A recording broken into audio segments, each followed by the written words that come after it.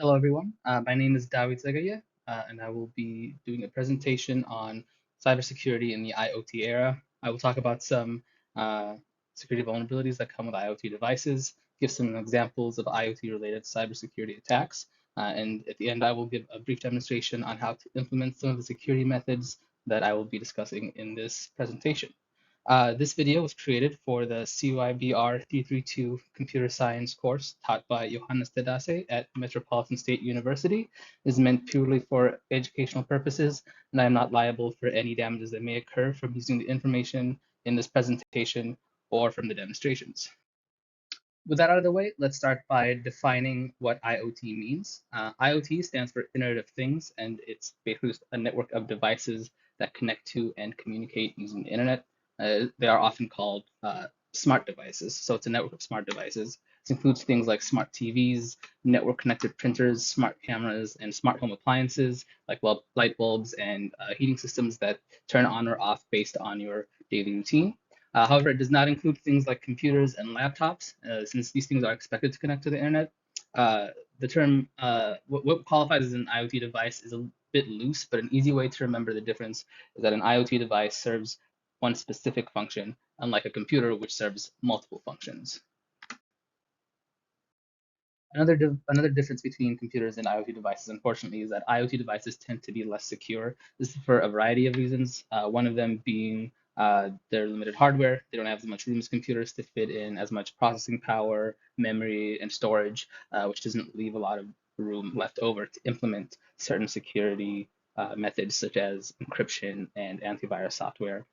And furthermore, this limited hardware sometimes can only communicate using outdated, insecure network protocols such as Telnet, which makes it easier for hackers to get access to these devices.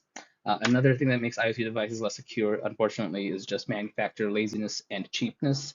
Oftentimes, manufacturers will just default to these insecure protocols, even when they have the hardware to be able to use better, more secure protocols.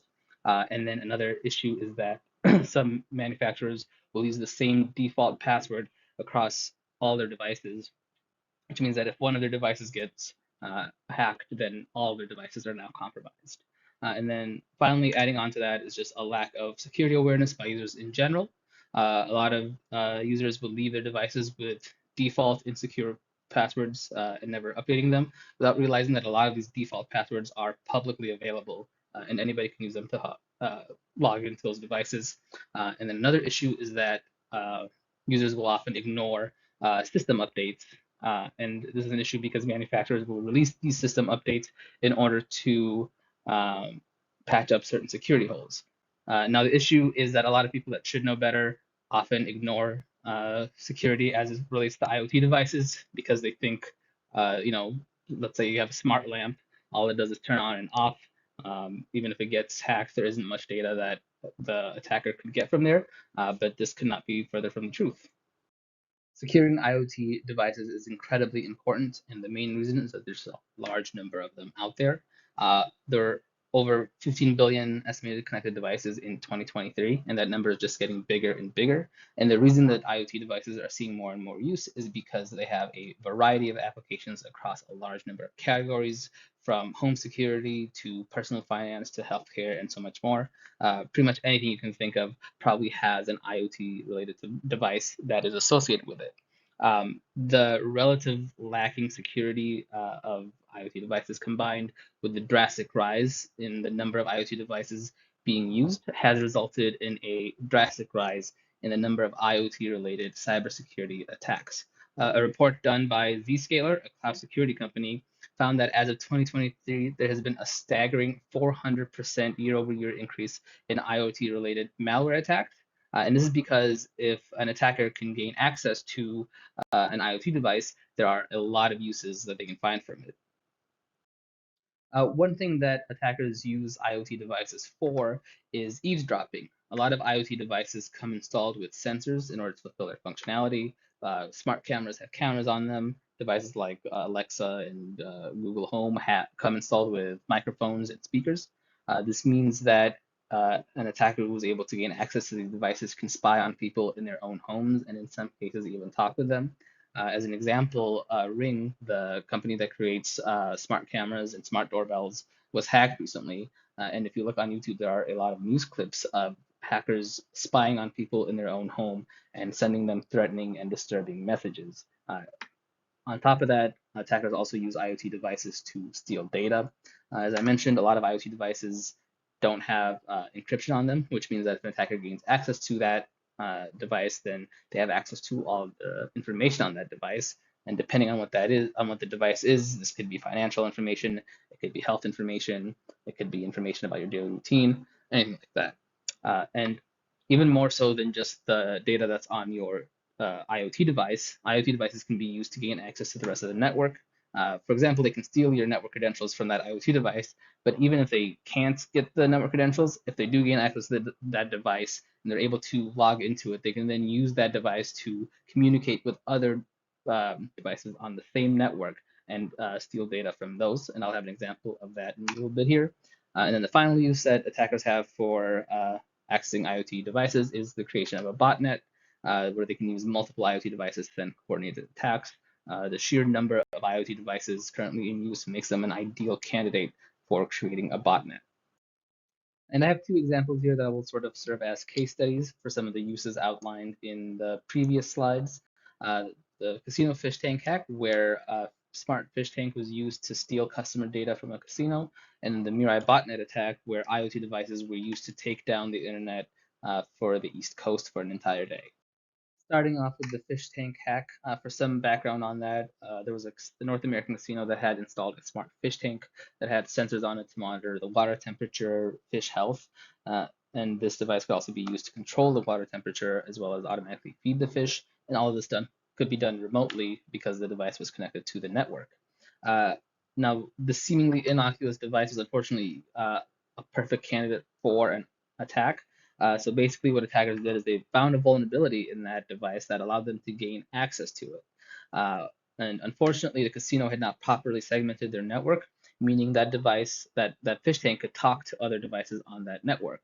So basically, what they did is they used this fish tank as a sort of doorway to gain access to and steal data from other devices on the network. And unfortunately, this fish tank was not being monitored very closely, likely because they thought if this device gets compromised, all they get is some data on some fish. Unfortunately, that's not the case here. And because it wasn't being closely monitored, the hackers were able to steal about 10 gigs worth of customer data and ship it off to a server in Finland before the attack was detected and stopped. We'll move on to our next case study here, the Mirai botnet attack, and I'll start off by explaining what a botnet is.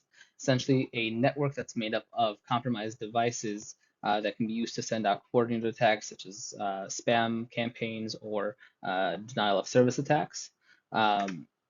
And Mirai is a malware that was created around 2016 that infects network-connected Linux devices.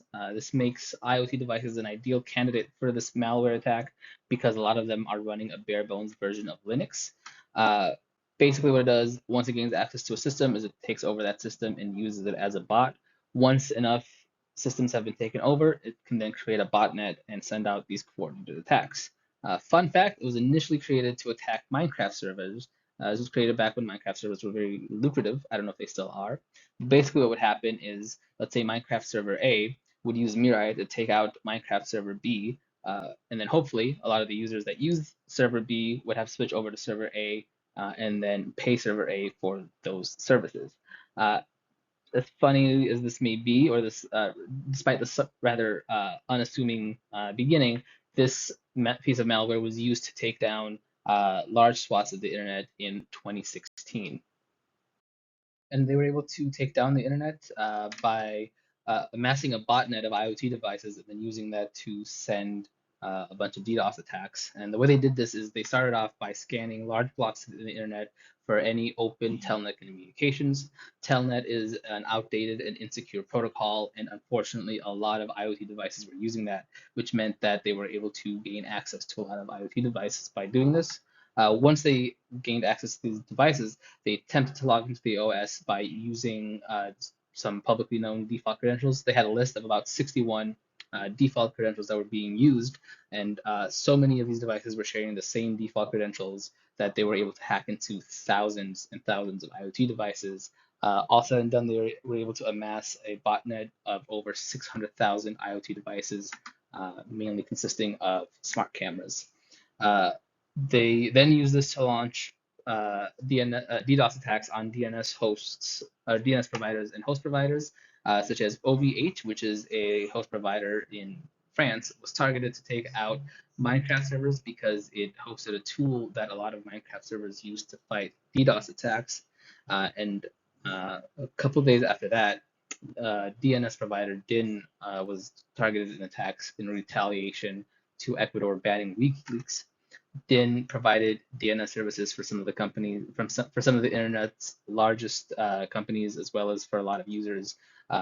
Essentially, meaning that when this attack went through, the internet was basically inaccessible for the entire East Coast for a full day. But it's not just in 2016. Mirai attacks continue happening to this day. In 2017, the creator of Mirai released the code publicly, and a lot of people have been using that code to continue launching copycat attacks. A lot of people have been improving on that code to launch to make it more infectious and harder to detect. Some lessons that I took away from those two case studies is that, in my opinion, the two most important factors in securing IoT devices is prevention and mitigation. When it comes to prevention, the first step that you should do is to make sure that your device's firmware is up to date.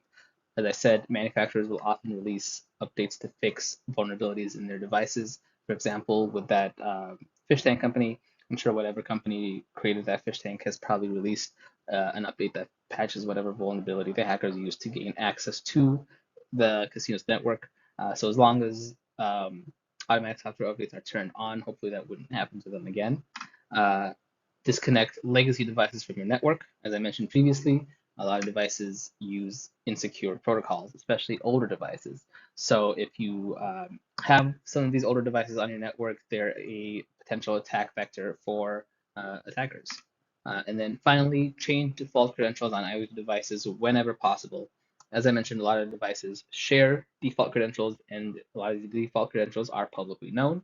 And then even if they're not publicly known, if they have shared device credentials, if one person gets hacked, that means that everybody else who has that same product is now compromised.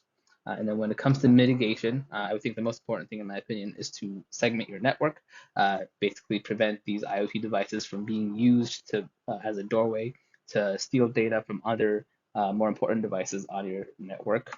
And then monitor traffic on IoT devices. You should monitor traffic on any device that's on your network, no matter how innocuous it may seem. That way, if it does get compromised, you can at the very least minimize the damage from that breach. Looking at future trends in IoT security, the number of IoT-related cybersecurity attacks is definitely going to keep going up, but there are some hopeful developments. One of them being improving hardware. As hardware gets more powerful, it leaves more room for these devices to start including certain security measures, such as encryption, in their product design. On top of that, endpoint security is evolving to match the growing number of IoT devices that are on networks nowadays. A lot of companies like Microsoft, Bitdefender, CrowdStrike are including solutions for monitoring IoT devices when designing their cybersecurity products. And going hand in hand with that is AI and machine learning. The sheer number of IoT devices for one company might be too large for any one person or even a team of cybersecurity professionals to all monitor. But luckily, with AI and machine learning, you can get the data from the monitoring solutions, feed that to the AI, which can then learn trends and then raise alerts on any suspicious behavior. And then finally, and potentially most importantly, are government regulations and guidelines. Countries all over the world are developing regulations and guidelines to ensure that these IoT devices meet certain security standards before being shipped out to the public. Now, unfortunately, in the United States, there really isn't much protection. There is the IoT Cybersecurity Act in California, which at the very least mandates that IoT devices have unique passwords on all devices. But unfortunately, that really only applies to California, and there isn't any protection for anybody in the rest of the United States. Now, in the European Union, there currently has build that's been proposed and has a lot of support that would require IoT devices to meet certain security protocols before being sold in countries in the European Union. It would also mandate that manufacturers report any vulnerabilities within 24 hours of finding out about that vulnerability. As I said, it's generally receiving a lot of support. It's expected to pass and expected to be implemented somewhere between 2025 and 2026. In conclusion, IoT devices are being used more and more, and that's only going to continue from now on.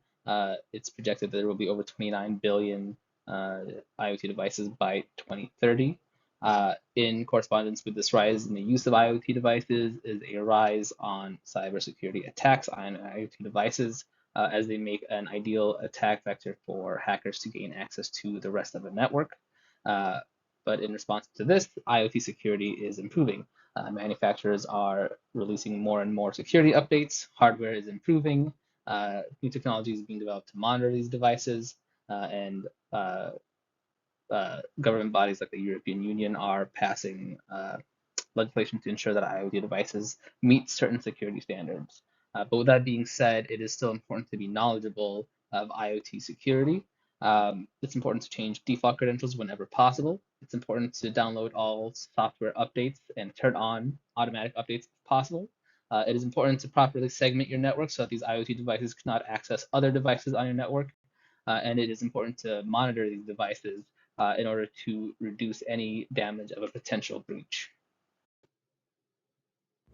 Okay, so I'm going to start off by demonstrating something pretty simple, which is just making sure that your IoT devices are up to date and that they have automatic updates turned on. This is going to vary from device to device. Here I'm using a smart TV. So I just go into the settings, support, and then software update is right there. Other stuff is a bit more complicated. You might have to have an app that's connected to it and so on.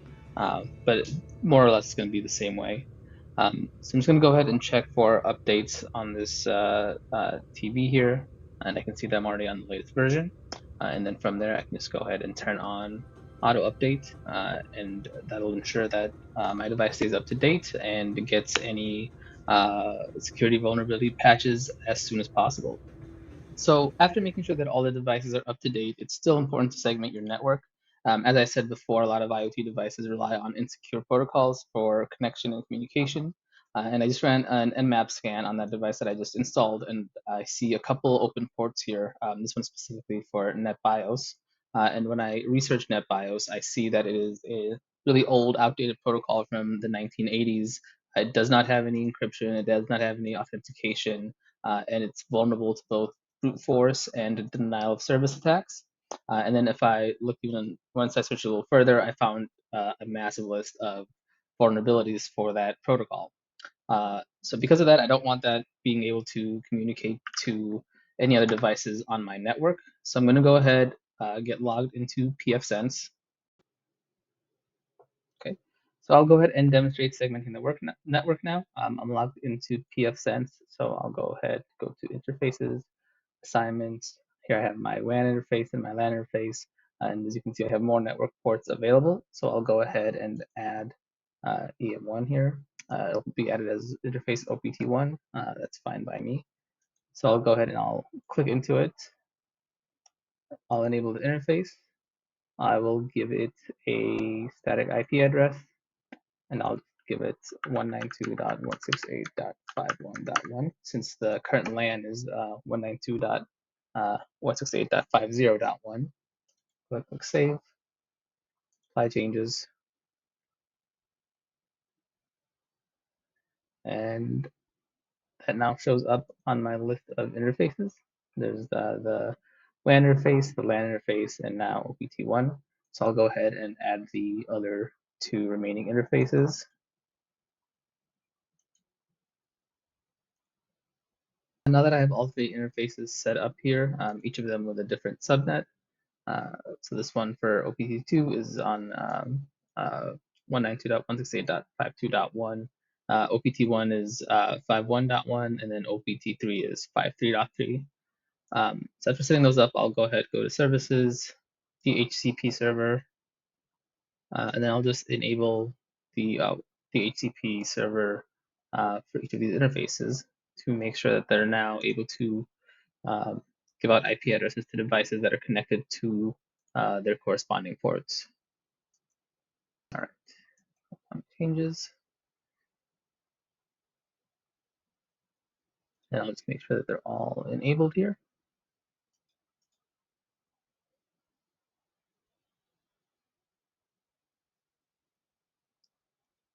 And they are. And now that we have those three separate interfaces set up with DHCP servers, what this means is that each port on that switch will have its own range of IP addresses that it can give out, and devices on one port can't talk to devices on another port. Just to show you here, so the IP addresses themselves will change. So if I try to ping that address that I did before, just let it go there. You'll see I get a bunch of unreachables because that's no longer its IP address.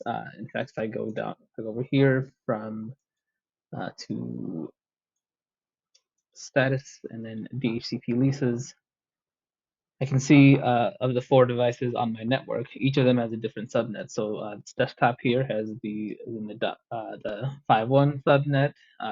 This Android device is on the 5.2, and this IoT device is on the 5.3. And to demonstrate that these devices can't communicate with each other, if I go into the desktop that was on that list of devices and I type ipconfig, we can see that it's on the 51 subnet. This is set to 192.168.51.10. But if I try to ping any other device on that, on the other subnets, like if I try to do ping 192.168.52.10, just go through it here, you'll see we'll get that the request timed out. Stop that. And then we'll do the same test on I believe it's the IoT devices on the 5.3 subnet. And we'll attempt to ping that. And then same situation here, it won't be able to ping that device on that other network. And I just want to show you that these devices can no longer communicate with each other directly. They don't see each other as trusted devices. They basically see each other as just like any other device that would be trying to connect with them from the internet. And this is ideal because it means, for one, if that smart TV gets hacked because of those insecure protocols that I was using, this Windows machine is safe. The iPad I have is safe. That brings me to the end of the demonstration. So as you saw there, keeping your devices up to date is relatively simple for most devices. And even if you do keep those devices up to date, there are still potential vulnerabilities on any IoT device. So because of that, it's incredibly important to keep them segmented, to make sure that they cannot communicate with other devices on your network. But that brings me to the end of this video. I have my list of references here if you would like to review it. I hope you enjoyed it and have a good day.